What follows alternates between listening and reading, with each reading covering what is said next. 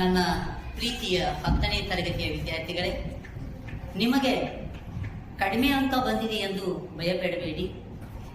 ಕಡಿಮೆ ಅಂಕದಕ್ಕಿಂತ ಕಡಿಮೆ ಓದು, ಕಡಿಮೆ ಅಭ್ಯಾಸ ಅದಕ್ಕಿಂತಲೂ ಕೆಟ್ಟದ್ದು. ಆದ್ದರಿಂದ ನಿಮ್ಮ ಓದು, ನಿಮ್ಮ ಅಭ್ಯಾಸ ಹೆಚ್ಚಾಗಿರಲಿ ಎಂದು ನಾನು ಹಾರೈಸುತ್ತೇನೆ.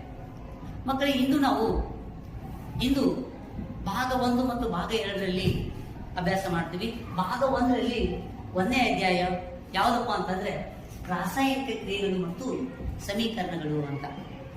ಹಾಗಾದ್ರೆ ಇಲ್ಲಿ ಏನಾಗುತ್ತೆ ಸರ್? ಇಲ್ಲಿ ನಮ್ಮ ದೈನಂದಿನ ಜೀವನದಲ್ಲಿ ನಿಮ್ಮ ಸುತ್ತಮುತ್ತಲು ಕೆಲವೊಂದಿಷ್ಟು ಬದಲಾವಣೆಗಳನ್ನು ನೀವು ನೋಡ್ತೀವಿ, ಹೌದಾ?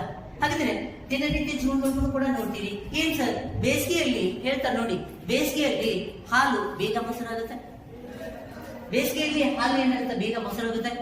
ಹಾಗಾದ್ರೆ ಮಳೆಗಾಲದಲ್ಲಿ ಬಿತ್ತಿರುವಂತಹ ಆ ಕಬ್ಬಿಣ ಏನಾಗುತ್ತೆ ಅಂದ್ರೆ ಕೆಲವೊಂದಿಷ್ಟು ಸಮಯದ ನಂತರ ಅದು ಅದರ ಬಣ್ಣ ಚೇಂಜ್ ಆಗುತ್ತೆ. ಅಂದ್ರೆ ಅದು ಕಂದು ಬಣ್ಣಕ್ಕೆ ಬರುತ್ತೆ. ಅಂದ್ರೆ ಅದಕ್ಕೆ ನೀವು ಏನಂತೀರಿ ಅಂದ್ರೆ ತುಕ್ಕು ಹಿಡಿದ ಅಂತ ಕರೀತೀವಿ.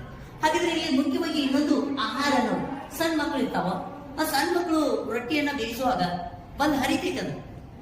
ಅದೇ ರೊಟ್ಟಿಯನ್ನ ಬೇಯಿಸಿ ಹಂಚಿನ ಮೇಲೆ ಬೇಯಿಸಿದಾಗ ಆ ರೊಟ್ಟಿಯನ್ನ ಆ ಹುಡುಗ ಒಗೆದ್ರು ಏನಾಗುವುದಿಲ್ಲ, ಅದು ಹರಿಯುವುದಿಲ್ಲ. ಅಂದ್ರೆ ಆ ವಸ್ತುವಿನ ಸ್ಥಿತಿ ಏನಾಗುತ್ತೆ? ಬದಲಾಗುತ್ತೆ. ಆದ್ರೆ ಅದ್ರ ಜೊತೆಗೆ ನಾವು ಬಂದಾಗ ಇಲ್ಲಿ ಆಹಾರವನ್ನು ನಾವು ಸೇವಿಸ್ತೀವಿ. ಆಹಾರವನ್ನು ಸೇವಿಸಿದಾಗ ಆಹಾರ ಏನಾಗ್ತದೆ ಅಂದ್ರೆ ಜೀರ್ಣ ಆಕೈತಿ. ಜೀರ್ಣ ಆಗಿ ಆ ಆಹಾರ ಪದಾರ್ಥ ಏನಾಕೈತಿ ಅಂದ್ರೆ ರಕ್ತ ಆಕೈತಿ. ಹಾಗಾದ್ರೆ ಆಹಾರ ಜೀರ್ಣವಾಗಿ ಏನಾಕೈತಿ?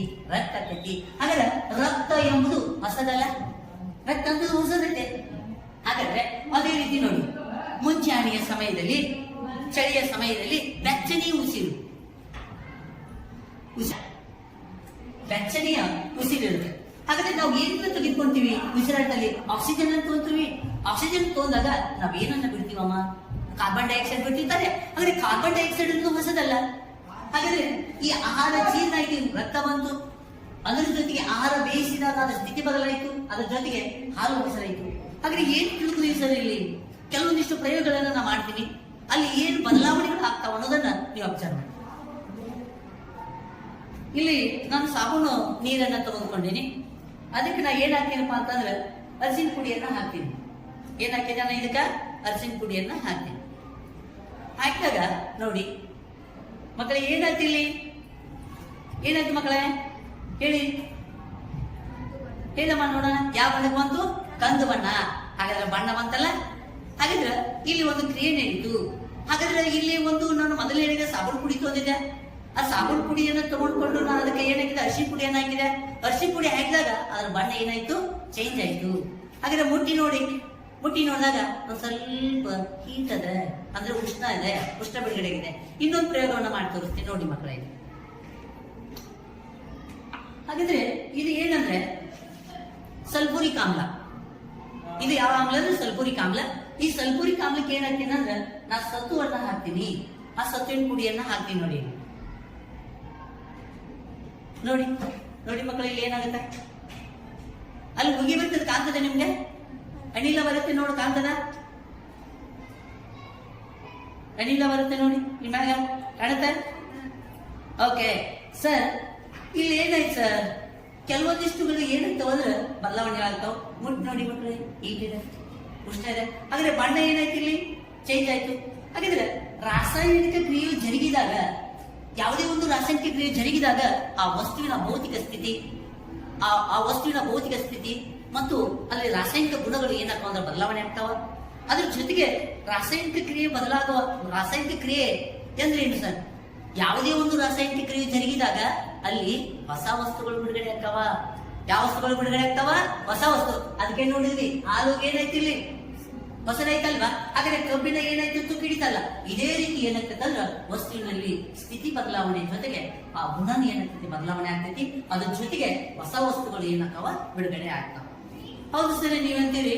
ನನ್ಗೆ ಇನ್ನೂ ಒಂದು ಪ್ರಶ್ನೆ ಸರ್ ಏನಾಗಿದೆ ಅಂದ್ರೆ ಕುತೂಹಲಕರವಾದ ಪ್ರಶ್ನೆ ಮಕ್ಕಳೇ ನಿಮ್ ಮೂಡಿದೆ.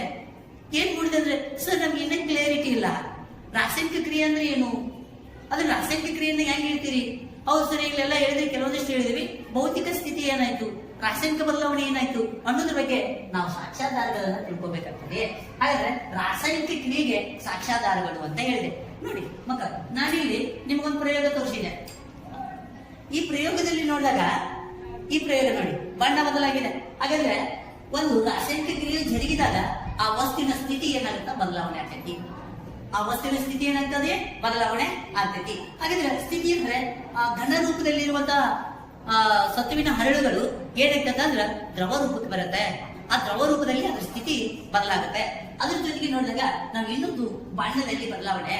ಹಾಗಾದ್ರೆ ರಾಸಾಯನಿಕ ಕ್ರಿಯೆ ಜರುಗಿದಾಗ ಅದರ ಬಣ್ಣ ಏನಾಗುತ್ತೆ, ಬದಲಾವಣೆ ಆಗುತ್ತೆ. ಅದ್ರ ಜೊತೆಗೆ ನಾವು ನೋಡಿದಾಗ ಇಲ್ಲಿ ನಾನು ಸತ್ತುವಿಂದ ತೋರಿಸಿದಾಗ ಇಲ್ಲಿ ಏನಪ್ಪಾ ಅಂತಂದ್ರೆ ಅನಿಲ ಬಿಡುಗಡೆ ಆಗುವುದನ್ನ ನೀವು ನೋಡಿದ್ರಿ. ಹಾಗಾದ್ರೆ ಅನಿಲ ಕೂಡ ಏನಾಗ್ತೈತಿ, ಬಿಡುಗಡೆ ಆಗ್ತೈತಿ. ಅದ್ರ ಜೊತೆಗೆ ಏನಾಗ್ತೈತೆ ಅಂದ್ರೆ ತಾಪ ಬಿಡುಗಡೆ ಆಗ್ತದೆ. ಇವೆಲ್ಲ ಏನಪ್ಪಾ ಅಂದ್ರೆ ರಾಸಾಯನಿಕ ಕ್ರಿಯೆ ಸಾಕ್ಷ್ಯಾಧಾರಗಳು ಆಗಿರ್ತಾವ. ಏನಾಗಿರ್ತಾವ ಮಕ್ಕಳ, ಇವು ರಾಸಾಯನಿಕ ಕ್ರಿಯೆ ಸಾಕ್ಷ್ಯಾಧಾರಗಳು. ಹಾಗಾದ್ರೆ ಪ್ರಶ್ನೆ ಏನಂದ್ರೆ ರಾಸಾಯನಿಕ ಕ್ರಿಯೆ ಅಂದ್ರೇನು ಅರ್ಥ ಆಗ್ತಿದಲ್ಲ? ಎಸ್, ಗುಡ್ ಮಕ್ಕಳೇ, ವೆರಿ ಗುಡ್.